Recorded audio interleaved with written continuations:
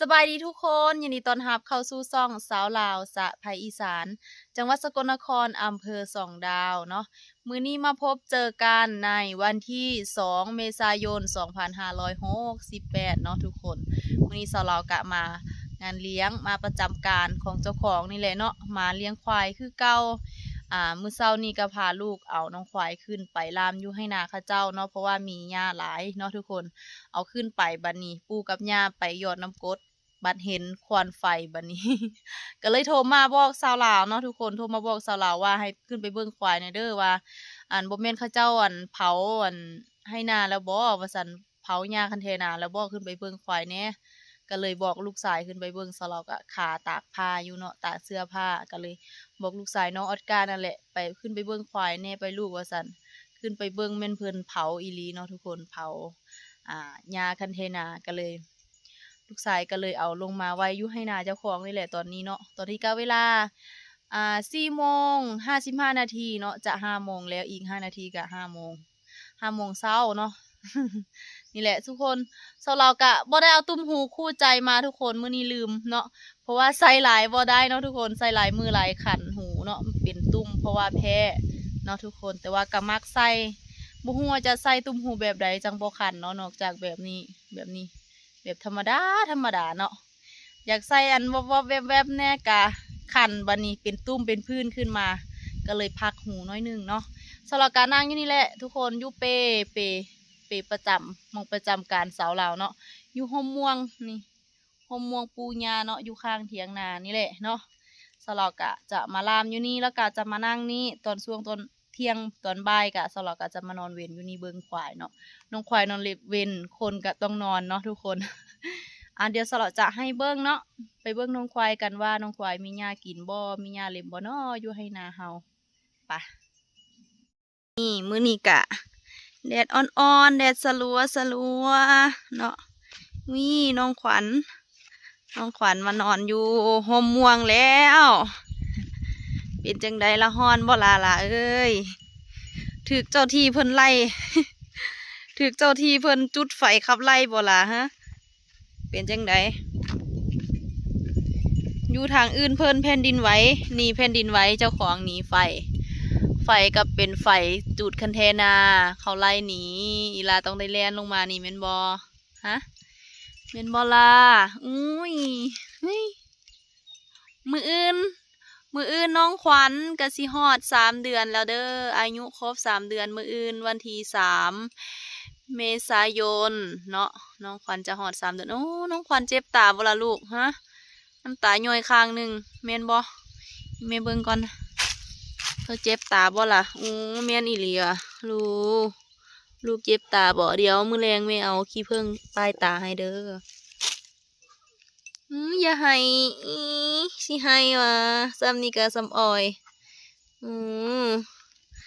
นอนอยู่นี่เบิ่งแม่เบิ่งอ้ายกินบ่พุ่นอ้ายก็อยู่นี่หญ้าก็มีพอได้เล็มอยู่น้อยๆเนาะอีกจักหน้อยก็เอาเข้าห่มบ่ายโมงบ่าย2จังจะเอาไปลามอยู่ให้น้ำพ่อใหญ่เสถียรเนาะทุกคนเพราะว่าเขาเจ้าให้ลามใส่อยู่เนาะนี่เอ้ย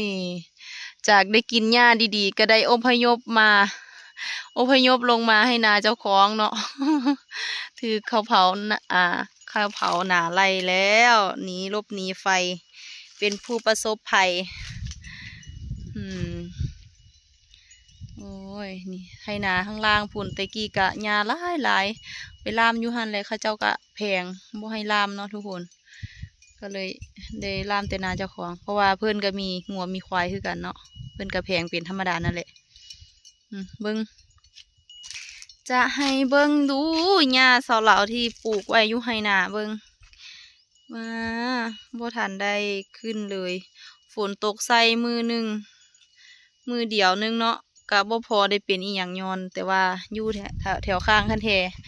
ก็เป็นสีเขียวๆกว่านั่นอ่อนๆเขียวๆกว่าอยู่กลางให้นาเนาะนั่นเดี๋ยวเราจะได้เอาไหนหญ้ามาว่านใส่นี่ใส่ถึงอันนี้เนาะถึงคันแทนี่เนาะว่านเอาหญ้าลูซี่บอกว่า แม่นเอาหญ้าลูซีมาหว่านใส่หว่านใส่หว่านใส่ยาวไปพุ่นเลยวันนี้ฝนตกใส่กะสีป่งบัดนี้เฮากะเซาเรากะสิได้เกี่ยวหญ้าอยู่นี่แหละให้น้องควายกินถ้าบ่เกี่ยวกะให้มันย่างกินย่างเล็มบ่ได้ดอกเพราะว่าปลูกไม้ยังสีดินมันบ่อันนี้ยังบ่แกนบ่แน่นเนาะก็เลยมันจะน่าจะถอนหอดหากออกพุ่นละ เกี่ยวให้มันกินนี่ปลอดภัยสุดแล้วเนาะนี่ฝนตกใส่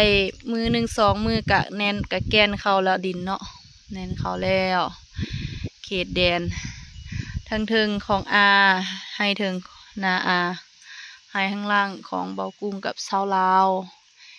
ปลายางกะแบ่งครึ่งให้แล้วแต่ว่าบ่ทันได้เฮ็ดดอกเนาะเพราะว่าชาวลาวกรีดยางบ่เป็นเบากุ้งกะบ่อยู่บ้านบัดนี้วางแผนกันไว้ว่าสิมาอยู่ทุ่งนาทุกคนสิมาเฮ็ดเถียงนาเฮ็ดกระต๊อบใส่ทุ่งนาอยู่ชาวลาวจะเลี้ยงเป็ดเลี้ยงไก่จะเฮ็ดเฮ็ดของใส่ไก่บ่กุ้งว่าจะเฮ็ดวางแผนไว้บ่ฮู้ว่าจะเกิดขึ้นบ่เนาะนั่นแหละนี่เบิ่งน้องควายเบิ่งน้องขวัญน้องขวัญเป็นไข้บ่สบายบ่อีหล่ะคือนอนคักนอนแน่เบิ่งแม่คำเบิ่งหูดูก็บ่เป็นหยังนี่นะอุ้ยซ้ำอ้อยเด้ซ้ำอ้อยเด้ตัวน้อยนี่นี่แหละเนาะเดี๋ยวไปนั่งอยู่ห่มก่อนกินอยู่นี่แหละบ่ไปใส่แล้วล่ะเพราะว่ามื้ออื่นเดี๋ยวช่วงแรงๆเราจะย่างขึ้นไปเบิ่งว่ามีหญ้าเหลือให้เฮาได้ลามให้น้องๆเล็มบ่เนาะย่างขึ้นไปเบิ่งเพราะว่าช่วงแรงๆไฟอาจจะดับหมดไปหมดแล้วเนาะบรรยากาศวิวก็ดีทุกคนวิวดีทั้งนั้นเขตแดนกับค่าธงนั่นแหละมองเพิ่นปักธงมันสีขาวๆนั่นแหละมาว่าแม่นธงดอกถุงยางเพิ่นห้อยใส่นั่นเพิ่นปรับดินไม้ค่านั่นไปพูนของเพิ่นของสลาวมีให้เดียวนี่แหละเนาะแดนให้นี่กับให้ทางถึงนี่2ให้ติดกันนี่แหละมีซ้ำนี่แล้วกับปลายางขึ้นสุดพูนเนาะแล้วกับปลายางฟังนี่ขึ้นไปพูนบ่หลายเนาะพอได้เฮ็ดกินอยู่ดอกอุ้ยฮอนบ่น้องควานฮอนบ่นะทุกคนน้องควายสลาวแม่นางนั่นแหละเนาะทุกคนกับสัตว์2เทื่อแล้วเนาะกับสัตว์เทื่อแรกบ่ทันผสมบัดนี้กับสัตว์เทื่อที่2บัดนี้สลาวก็เอาขึ้นไปทับขึ้นไปให้ควายพ่อยมเพิ่นทับเนาะทุกคนผสมจริงเลยเนาะก็ทับบ่สำเร็จทุกคนเอ้ย เอาไปให้มันทับ2มือพูนะเฮ็ดกับลูก2คนกับน้องออดการ์เนาะไปมัดใส่กอไผ่บัดนี้กระทับบ่สำเร็จทับบ่แม่นจังใดบุแหละเนาะแทงบ่เข้าจักเทื่อเฮ็ดจังใดก็บ่เข้าบัดนี้จนยอม เบิ่งเดี๋ยวอีกวันที่5ที่6ที่7ที่8นี่แหละเนาะที่8เมษายนนี่แหละเราจังจะสังเกตอาการกับสัตว์ของน้องอีกเนาะของแม่นางอีกว่าจะกับสัตว์ยามใดจะได้ผสมรอดเนาะเพราะว่าผสมจริงบ่ผ่านเนาะควายมันบ่แม่นจังใดบุญเลยเนาะควายลูกสร้างอุดรพุ่นแหละแต่ว่าเพิ่นให้ผสมฟรีเจ้าของผัดเฮ็ดบ่เป็นบัดนี้เสียเวลาไปซื่อๆเนาะบ่กุ้งก็เลยตัดสินใจจะผสมรอดเอาเนาะนี่ยามใดสิมีน้องให้น้องควันเนาะยามใดน้องควันใจสิมีน้อง3 เดือนและมื้อนี้ก็3 เดือนเต็มเนาะเราจะไปนอนเบิ่งน้องควายอีกจักหน่อยก็สิเอาเข้าห่มเนาะอันนี้ก็11:10 นาทีแล้วแหละเนาะนั่นนะวิวดีเว้ยวิวงามลมเย็นอยู่นะเพราะว่ามีห่มม่วงห่มยางให้อยู่ให้ซนเนาะนะคนห่มม่วงเสาเหลาอยู่หันแหละเปก็อยู่นั่นแหละ2 เปลูกอันนึงเปแม่อันนึงไปอยู่ห่มน้ำกันเนาะอยากกินมะม่วงกระเด็ดเอาหนมะม่วงอยู่ถึงหัวเต็มแต่ว่าบ่ค่อยได้กินดอกเพราะว่าบ่ค่อยมากินมะม่วงปานใดโดนสิกินเทื่อนึงถ้าอากาศบ่ร้อนอีหลีก็บ่อยากกินเนาะทุกคนว่าจะคือบ่ฮะ สาวเราวกับเว้ากุ้งวางแผนไว้ว่าจะมาเฮ็ดกระต๊อบน้อยเนาะเฮ็ดเถียงนาน้อยอยู่นี่แหละอยู่ป่าหยางอยู่ทุ่งนานี่แหละเนาะว่าจะสาวเราวว่าจะเลี้ยงไก่เลี้ยงเป็ดเนาะเลี้ยงไก่ได้กินไข่แล้วก็เลี้ยงเป็ดแล้วก็จะเฮ็ดของใส่ไก่น้อยหนึงแล้วก็จะเลี้ยงปลาเนาะเลี้ยงปลาจังซั่นล่ะปลานิลจะเลี้ยงปลาอหย่างนอปลาดุกบ่ปลาดุกปลานิลนี่แหละเดี๋ยวพิจารณาเบิ่งก่อนบ่ฮู้ว่าสิเกิดขึ้นยามใดค่อยๆพัฒนาไปเทื่อละก้าวเนาะตอนนี้หางบประมาณก่อนเดี๋ยวอีกปีหน้าน่าจะเริ่มต้นแล้วแหละเนาะบ่โดนสิ้นปีนี้ก็สิเริ่มเฮ็ดแล้วเริ่มเคลียร์ทุกสิ่งอย่างเนาะมาอยู่ทุ่งไร่ทุ่งนาสงบดีเพราะว่าเห็นหลายๆคนมาอยู่ก็ดีได้ล่ะทุกคนบ่ได้วุ่นวายอยากเฮ็ดหยังก็เฮ็ดบ่อยากเฮ็ดก็นอนอยู่นาเจ้าของเนาะอยากไปไสก็ไปเนาะเลี้ยงควายสลักก็จะอยู่เฮ็ดคอกอยู่นี่แหละเฮ็ดคอกแล้วเรียบร้อยเฮ็ดนั่นนี่ให้เป็นระบบปลูกหญ้าปลูกหยังแล้วก็จะเลี้ยงไก่เลี้ยงเป็ดเลี้ยงปลาครบอยากกินก็ตึกเอาอยากกินไก่ก็กินไข่ก็กินไข่ไก่เจ้าของกินไก่เจ้าของอยู่นี่เนาะบ่ได้ซื้อบ่ได้หยังเนาะทุกคนดีนี่ล่ะทุกคนเอ้ยมี FC ทางกรุงเทพเนาะทุกคนคอมเมนต์มาว่าเจ้าของอยู่กรุงเทพเนาะอยู่กรุงเทพแต่ว่าบ่เป็นหยังแผ่นดินไหวอยู่แต่ว่าบ่เป็นหยังเนาะไหวบ่แฮงก็เป็นห่วงเป็นใยเด้อส่งกำลังใจให้